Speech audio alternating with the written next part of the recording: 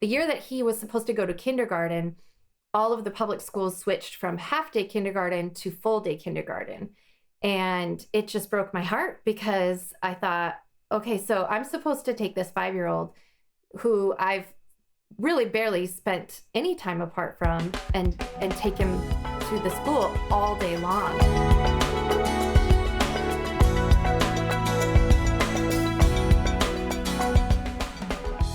I love that it was an unexpected experience for you, as it has been for most of us. I mean, I would say the large majority of homeschool families, we never planned to homeschool. And it's so funny now looking back to, I've shared this. I realized, several months ago that this is my 30-year high school anniversary. It's been 30 years since I graduated high school, which sounds so ridiculous to me. I'm like, how I am not that old. That just sounds so ridiculous.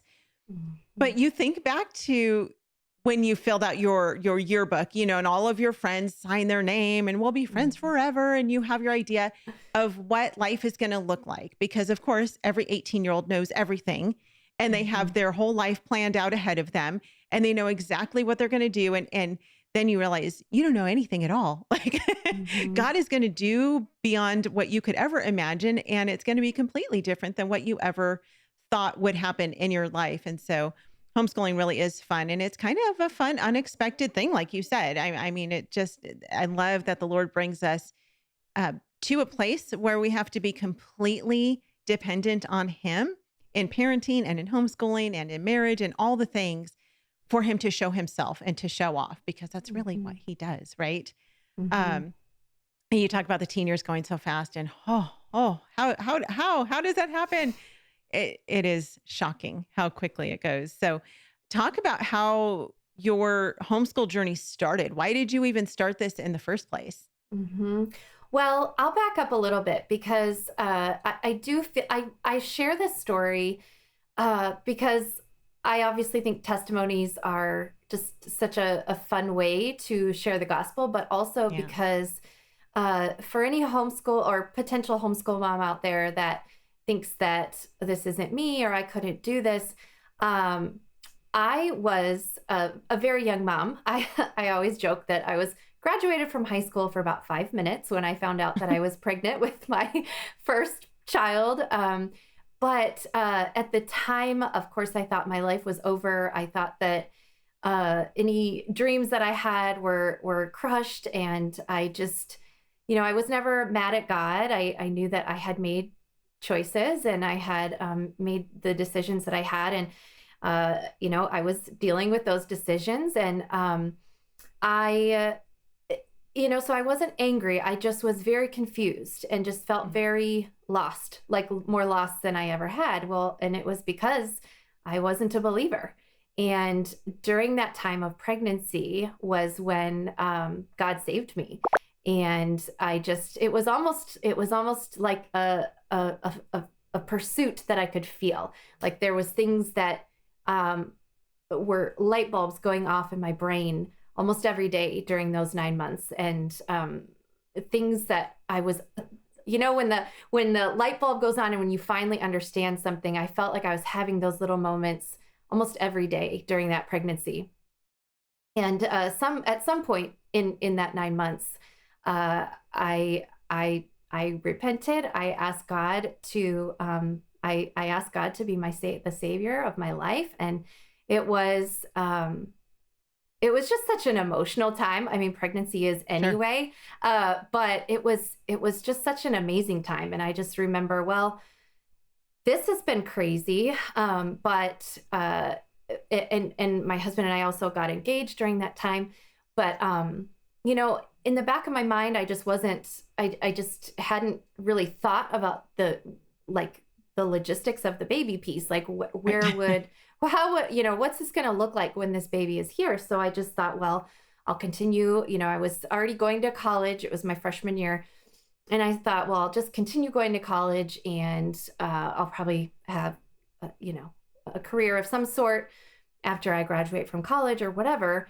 And it was, really basically the moment that I had my son Noah, and how they throw that baby up on your chest, which was totally a shock to me. I'm like, wow, this is crazy. This is like a movie. He's real. Yes. And I'm like, wow. And I just remember like tears coming down, and I looked at my husband and tears were coming down his face too. And I looked at him and I just said, I hope this is okay, but I'm not going back to work. And, he, of course, we were just so young, and we were like, so young. And he said, okay, that's fine. But I'm sure he was like, oh my gosh, What how are are we we going gonna to, do? we have no money, or 2 college kids. And I just, the Lord has just worked everything out. It hasn't always been easy. There's definitely been just, struggles like everybody has, right? But that was kind of the beginnings. And just, I do really feel like it was just God changing my heart, like incrementally changing my heart, and just, growing and sanctifying and all of that good stuff. But then it came time to, send this precious child to kindergarten. And I mean, he had changed my life. I was fully like immersed in motherhood, and it was just like, it just blew my mind. I didn't know that this was part of me. I didn't know that I would enjoy taking care of my house. I mean, my gosh, that seemed so boring when I was growing up.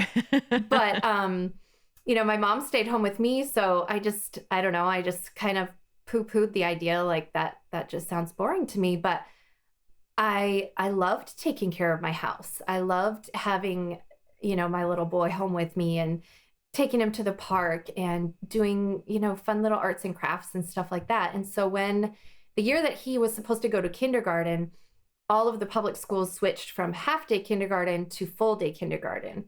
And it just broke my heart, because I thought, okay, so I'm supposed to take this 5-year-old who I've really barely spent any time apart from, and take him to the school all day long. And I mean, he was still taking naps some days. And so I talked to my husband about it, and we decided to send him to there was like one tiny little Lutheran school. And we sent him there for his kindergarten year. And he got some kind of virus during his kindergarten year, and he missed 2 weeks of school. And I went and picked up his stuff at the end of the week, the first week. And even sick, he finished this stack of worksheets in about 5 minutes. And I thought, really? And I don't mean to, like, he had the best teacher. She'd been teaching for 100 years. She was so sweet. She taught him to read. And she was just the sweetest person on earth, and a Christian woman. And then, and it was great. It was only, I think, like 9 or 10 kids in his class, but that happened 2 weeks in a row that I went and picked up his stuff, and he was finished in 5 minutes. And I finally, after some convincing, my husband, we didn't have really any experience with homeschooling. We didn't know anybody that homeschooled. We definitely thought it was weird. I did too, but I thought, well, we don't have to be weird. We can be fun homeschoolers and whatever, but we didn't know anyone. So I see people do that now, right? Like, oh, homeschoolers are so unsocialized, and they don't know how to function in society. And I just kind of roll my eyes like, you don't know any homeschoolers. But that was me, that was me too. So, he and I decided we'll try it for 1 year. And I was pregnant with my third baby by that time. That was in 2008. And so I was pregnant with my third baby, and my husband was a little worried. Just, it's a lot to take on the whole academic life of a child, even being a first grader. And so he was a little worried, how are you going to be able to handle this? And I was like, well, we'll try it for a year. We'll see how it goes.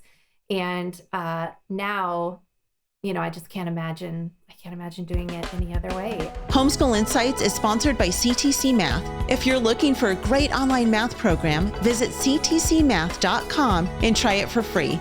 For more great homeschool inspiration and resources, listen to the Schoolhouse Rocked podcast every Monday, Wednesday, and Thursday.